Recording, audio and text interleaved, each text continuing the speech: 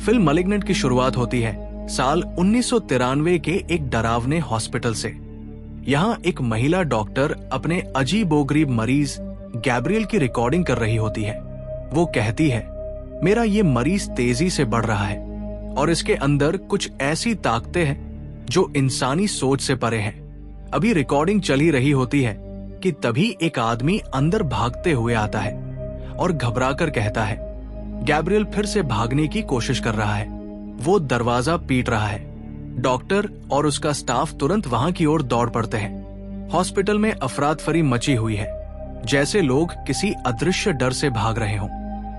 कुछ डॉक्टर्स और एक सिक्योरिटी गार्ड गैब्रियल के कमरे की तरफ बढ़ते हैं। गार्ड के हाथ में एक बेहोश करने वाली गन है, लेकिन जैसे ही दरवाजा खुलता है, गैब्रियल उन पर कहर बनकर टूट पड़ता है। वो गार्ड की बाह इतनी जोर से मरोड़ता है कि उसकी हड्डी बाहर निकल जाती है। फिर अपनी रहस्यमयी ताकतों से पूरे हॉस्पिटल की लाइट्स तोड़ देता है। अंधेरा, चीखें और खून। डॉक्टर एक मौका पाकर ट्रैंक्विलाइजर गन से उसे शूट कर देती है। गैब्रियल बेहोश हो जाता है। उसे एक कुर्सी से बांध दिया जाता है। जब होश आता है तो डॉक्टर उससे बच्चों की तरह डांटते हुए कहती है, तुम बहुत बुरे हो। और गैब्रियल चिढ़ने लगता है जैसे कोई जिद्दी बच्चा।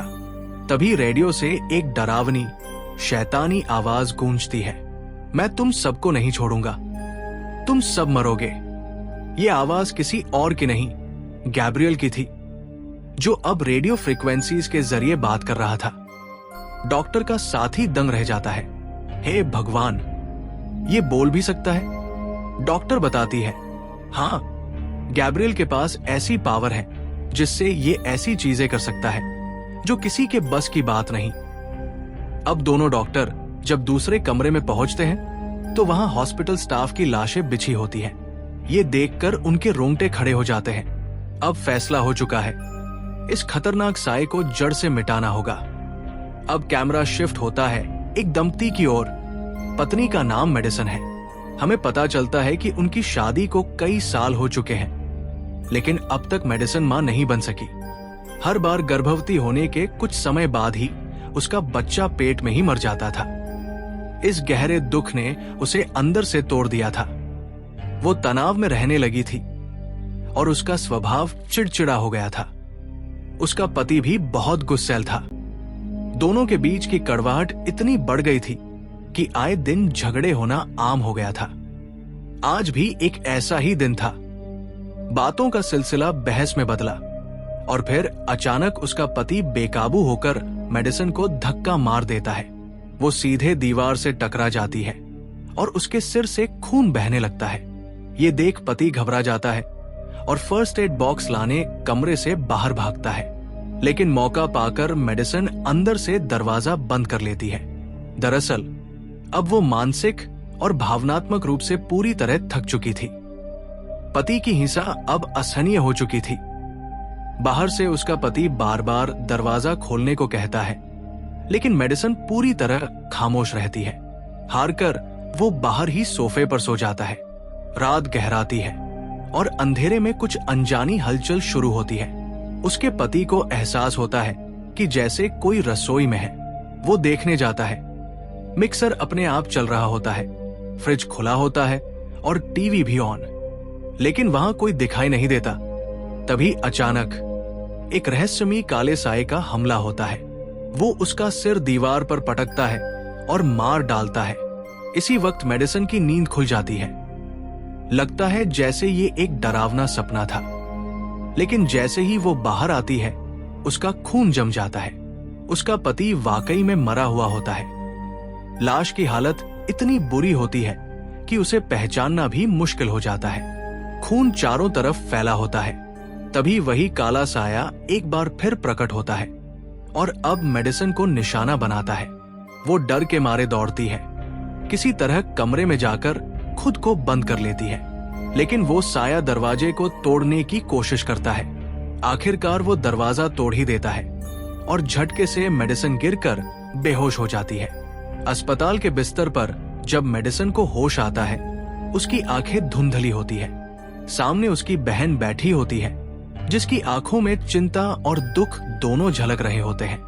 धीरे धीरे वो मेडिसन को दो ऐसी बातें बताती है जो उसकी जिंदगी को पूरी तरह झकझोर देती है। मुझे अफसोस है, लेकिन तुम्हारे पेट में पल रहा बच्चा अब नहीं रहा, बहन की आवाज कांपती है। और डेरिक, तुम्हारा पति, उसकी भी मौत हो गई, वो नहीं बच पाया। ये सुनते ही मेडिसन की आंखों से आंसू थमने का नाम नहीं लेते। वो टूट चुकी होती है, एक मां, एक पत्नी और एक इंसान के तौर पर। उसे इतना गहरा सदमा लगा होता है कि जब पुलिस ऑफिसर उससे पूछताछ के लिए आते हैं तो वो एक भी सवाल का जवाब नहीं दे पाती।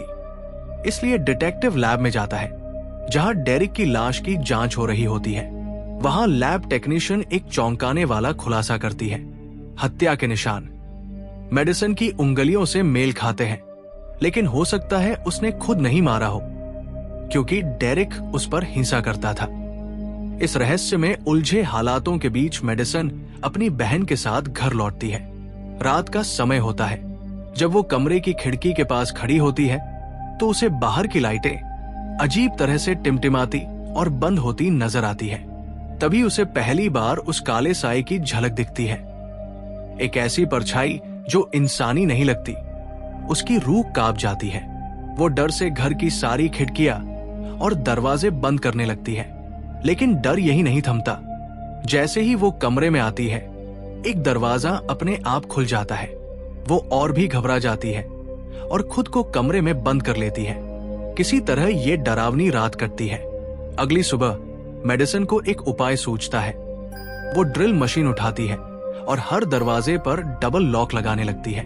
अब वो इस अनदेखे खतरे के लिए तैयार होना चाहती है। अगले दिन उसकी बहन उससे मिलने उसके घर आ जाती है। यहीं पर हमें एक चौंकाने वाला सच पता चलता है। ये दोनों सगी बहनें नहीं हैं। मेडिसन को 8 साल की उम्र में उसकी मौजूदा बहन के माता पिता ने गोद लिया था, लेकिन उससे पहले की जिंदगी का एक टुकड़ा भी मेडिसन को याद नहीं था, जैसे वो हिस्सा किसी ने उसकी यादों से छीन लिया हो। अब कहानी कट होती है एक औरत पर जो एक टूर गाइड है और अंडरग्राउंड शहर की रहस्यमयी और डरावनी सैर करवाती है। वो अपने ग्राहकों को एक भयानक जगह दिखा रही होती है जहां की दीवारें खुद कहानियां फुसफुसाती है। टूर खत्म होते ही सब लोग पैसे देकर चले जाते हैं। टूर गाइड अकेली रह जाती है। तभी वहां की सारी लाइटें जल बुझने लगती है, जैसे कोई अदृश्य साया उसके आसपास मंडरा रहा हो। वो डरते डरते उस तरफ बढ़ती है और जैसे ही वो ऊपर छत की ओर देखती है, वहां एक भयावह प्राणी बैठा होता है। उसकी शक्ल इंसानी है, लेकिन हटते किसी राक्षसी छाया जैसी। वो गाइड पर झपटता है और जब उसकी आंखें खुलती हैं, तो खुद को किसी अंधेरी जगह पर बंधा पाती है। मुंह पर पट्टी, हाथ रस्सियों से बंधे और सामने एक पुराना रेडियो। वही रेडियो जिसमें से एक शैतानी आवाज गूंज रही थी। हाँ, ये गैब्रियल था, वही जो सबके खून का प्यासा था। गैब्रियल कहता है, तू भी मरेगी, लेकिन पहले मुझे उस डॉक्टर से हिसाब चुकता करना है। डॉक्टर के पास फोन जाता है और आवाज आती है, मैं वही हूं जिसे तुमने बच्चों की तरह ट्रीट किया था।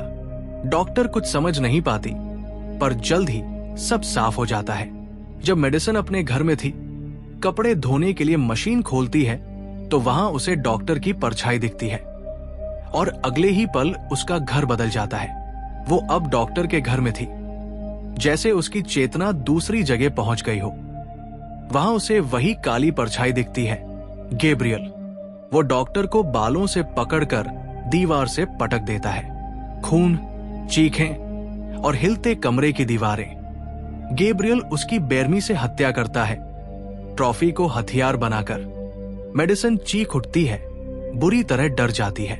अगले ही पल उसकी चेतना लौट आती है और वो अपने ही घर के फर्श पर बैठी होती है, हाफती हुई, डरी हुई। मेडिसन के सिर में अचानक एक अजीब सी झंझनाहट महसूस होती है। जैसे ही उसने हाथ लगाकर देखा, उसके हाथ खून से भर गए। इसी दौरान लैब इंचार्ज को सूचना मिलती है कि एक महिला डॉक्टर की रहस्यमयी मौत हो गई है। वो डॉक्टर के घर पहुंचती है और जो दृश्य वहां देखती है वो हूबहू वैसा ही था जैसा मेडिसन ने अपनी भयावह सोच में देखा था। डॉक्टर की खोपड़ी पूरी तरह कुचली हुई थी। वहीं डॉक्टर के घर से एक अहम फाइल मिलती है जिसे उन्होंने गैब्रियल की कॉल के बाद देखा था। उस फाइल में एक 8 साल की बच्ची की तस्वीर होती है। ये फोटो बाद में एक डिटेक्टिव के हाथ लगती है। डिटेक्टिव उस फोटो को देखकर कहता है, इस बच्ची को 30 साल आगे बढ़ाऊं और बताओ कि आज ये कैसी दिखती होगी। फिर उस तस्वीर को उम्रदराज करके उसकी प्रिंट निकलवाई जाती है। लैब इंचार्ज बताती है कि मृतक महिला डॉक्टर बच्चों की विशेषज्ञ सर्जन थी, एक ऐसी डॉक्टर जो कई कॉम्प्लिकेटेड ऑपरेशनों में निपुण और प्रसिद्ध थी। उधर गैब्रियल अपने ठिकाने पर लौट चुका था। वो डॉक्टर के घर से अपने साथ एक ट्रॉफी का नुकीला हिस्सा लाया था, वही जिससे उसने डॉक्टर को मारा था। उसी से वो अब एक खतरनाक हथियार तैयार करता है और उसका ट्रायल करता है। जैसे ही मेडिसन को डॉक्टर की मौत का पता चलता है, वो सन्न रह जाती है। घबराहट और थकान से वो अपने बिस्तर पर गिर पड़ती है। वहीं उसे फिर से एक डरावना दृश्य दिखाई देता है। डॉक्टर का एक साथी बिस्तर पर लेटा है। तभी गैब्रियल तेज तारों वाले हथियार के साथ उसके पास आता है। डॉक्टर चीख मारता है, लेकिन तब तक देर हो चुकी होती है। गैब्रियल उसके चेहरे और सीने पर एक के बाद एक वार करता है। मेडिसन की आंख खुल जाती है और वो डर के मारे चीखने लगती है। यही पहली बार वो एक भयावह परछाई गैब्रियल को देख पाती है।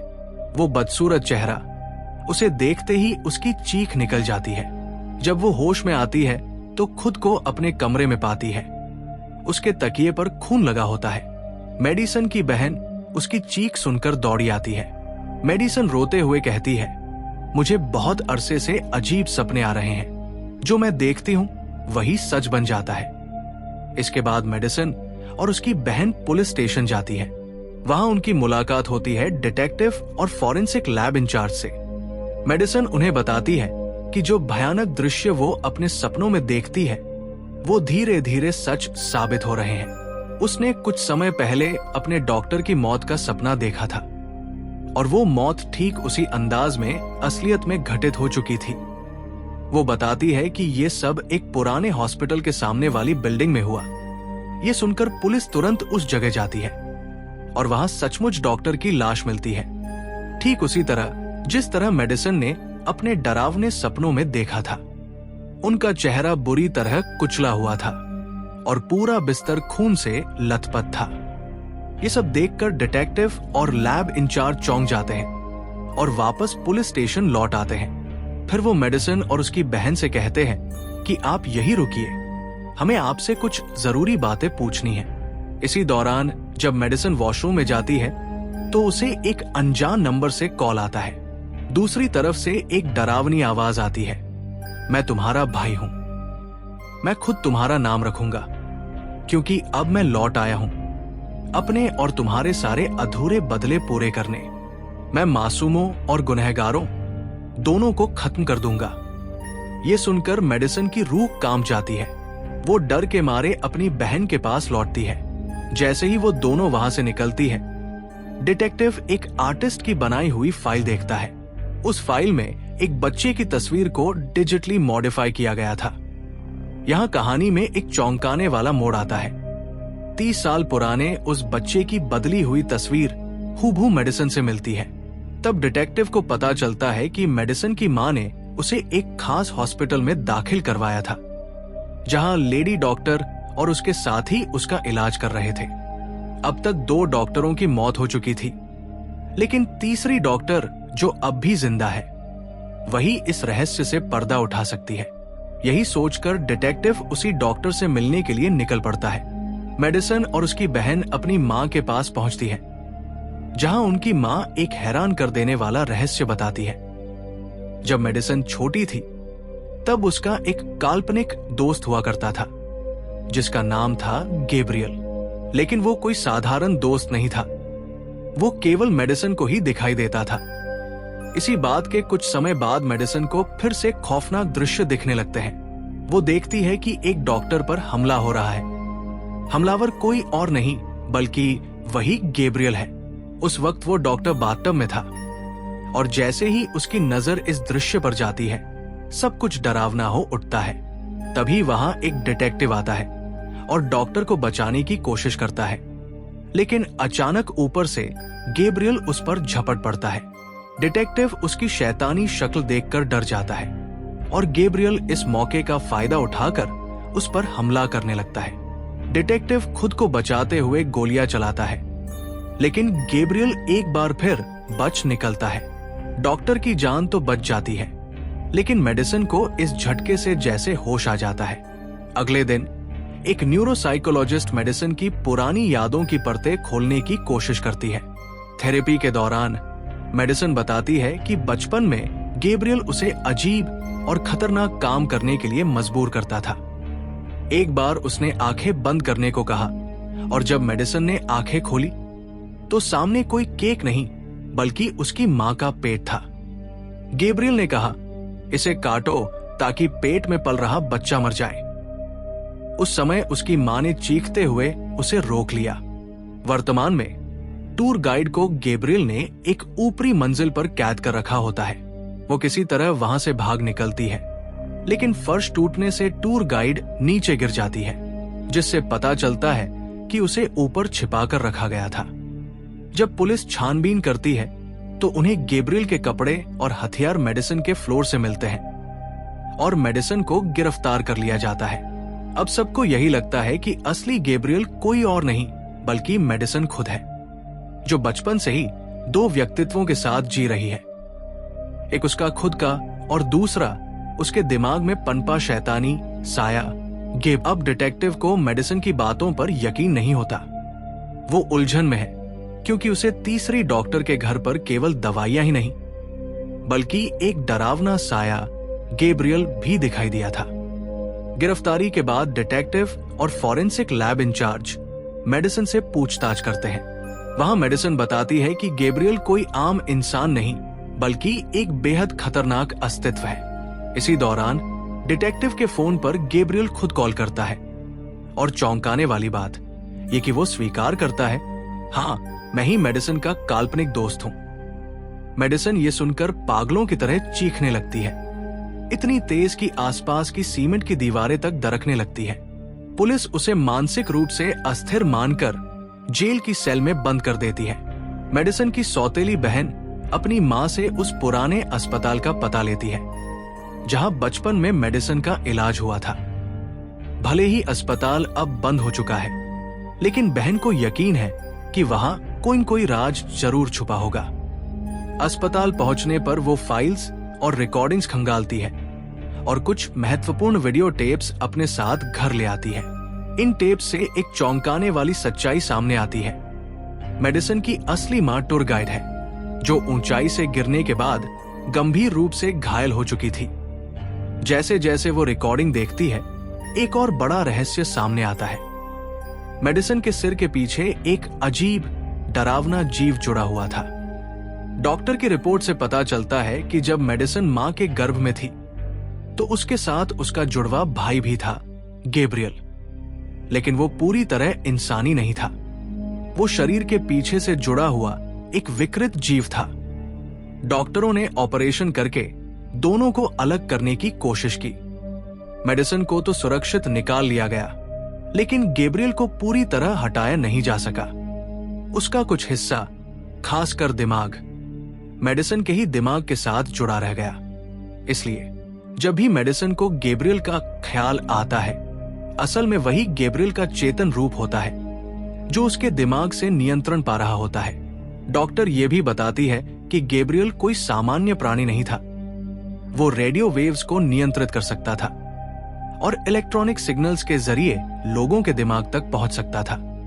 इसी शक्ति से उसने कहा था, मैं सबको खत्म कर दूंगा। एक दिन जब मेडिसन के पति ने उसे दीवार से धक्का देकर मारा और उसके सिर से खून बहा, तो वो दबी हुई चेतना फिर से जाग गई। गैब्रियल लौट आया था। अब बहन के पास सबूत है, सच्चाई है, और वो इन्हें लेकर डिटेक्टिव के पास दौड़ पड़ती है ताकि उसे सब कुछ बताया जा सके। मेडिसन को जैसे ही जेल की कोठरी में बंद किया जाता है, वहां पहले से मौजूद लड़कियां उसका मजाक उड़ाने लगती है।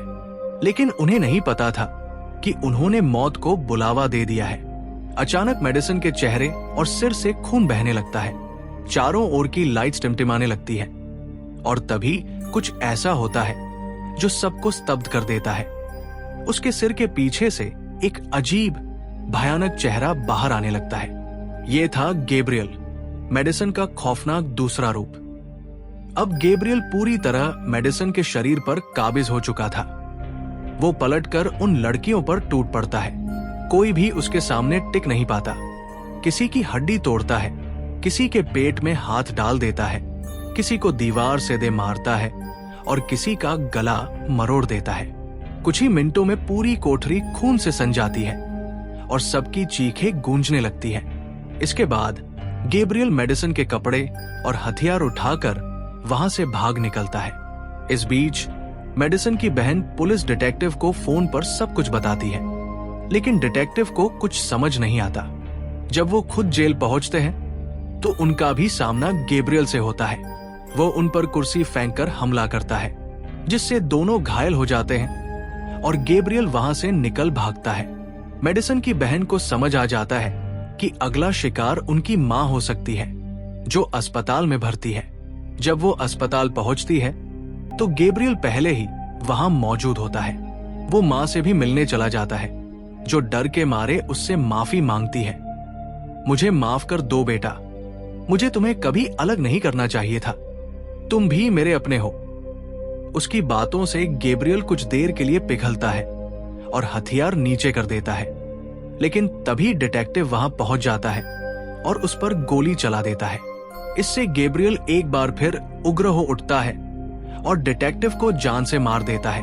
अब मेडिसन सब कुछ अपनी आंखों से देख रही थी, लेकिन कुछ कर नहीं पा रही थी, क्योंकि उसका जहन अब भी गैब्रियल के शिकंजे में था। उसकी बहन अपने अंदर की ताकत जुटाकर गैब्रियल को चुनौती देती है। वो गैब्रियल की ओर इशारा करती है और कहती है, निकलो, ये मेरी बहन है और मैं इसे छोड़ने नहीं दूंगी।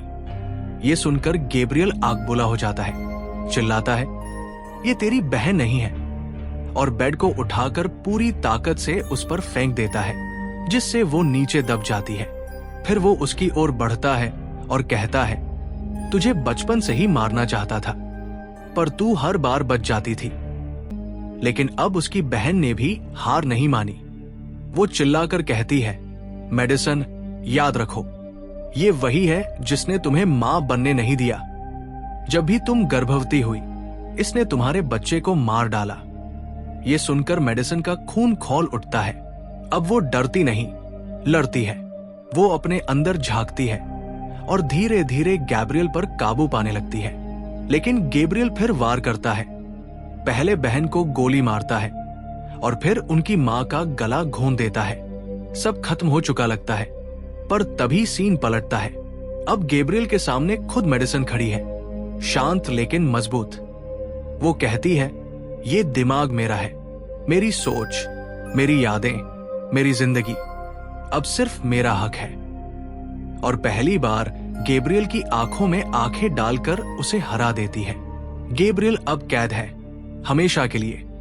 मेडिसन होश में आती है, बेड के नीचे दबी बहन को बाहर निकालती है, जो जिंदा थी। वो उसे गले लगाती है और कहती है, सिर्फ खून का रिश्ता नहीं, साथ निभाने वाला रिश्ता ही असली होता है। तू मेरी बहन है, हमेशा रहेगी। दोनों बहनें एक दूसरे के गले लगकर रोती हैं और आज पहली बार वो सच में आजाद है। उनकी मां भी मुस्कुराती है, क्योंकि अब उनकी जिंदगी पर सिर्फ उनका हक है। जब डर तुम्हारे अंदर से उठे तो जीत भी वहीं से शुरू होती है। फिल्म हमें यह सिखाती है कि अपने डर और अंधेरे से भागो मत, उसका सामना करो, क्योंकि असली ताकत उसी में छुपी होती है।